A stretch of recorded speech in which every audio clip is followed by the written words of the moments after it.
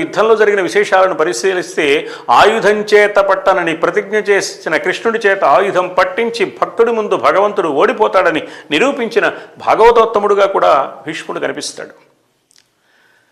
ఇక లౌకికమైన ధర్మాలన్నీ చెప్పిన తర్వాత ఆధ్యాత్మిక సంబంధమైన ధర్మాలు కూడా చెప్పమని అడిగితే అవి కూడా ప్రబోధించాడు. కృష్ణుడు తనలోని దివ్య స్ఫురణను భీష్మునిలో ప్రవేశపెట్టి ఈ యుద్ధంలో తగిలిన గాయాల వల్ల బాధ లేకుండా చేసి సమస్త లోకాలలోని ధర్మరాశి భీష్ముని మనస్సుకు పొడగట్టే అద్భుతమైన దివ్య వరాన్నిచ్చి భీష్ముని చేత ధర్మాలన్నీ పలికింపచేశాడు. అటు లౌకికమైన ధర్మాలతో పాటు ఆధ్యాత్మిక ధార్మిక విశేషాలను కూడా ప్రబోధించాడు.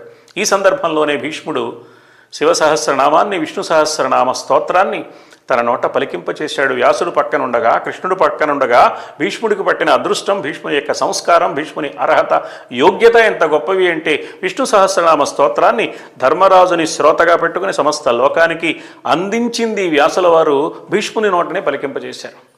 కృష్ణుడు, వ్యాసుడు అక్కడ ఉండగా భీష్ముడి చేత విష్ణు సహస్రనామాన్ని పలికింపజేయడం సామాన్యమైన విషయం కాదు.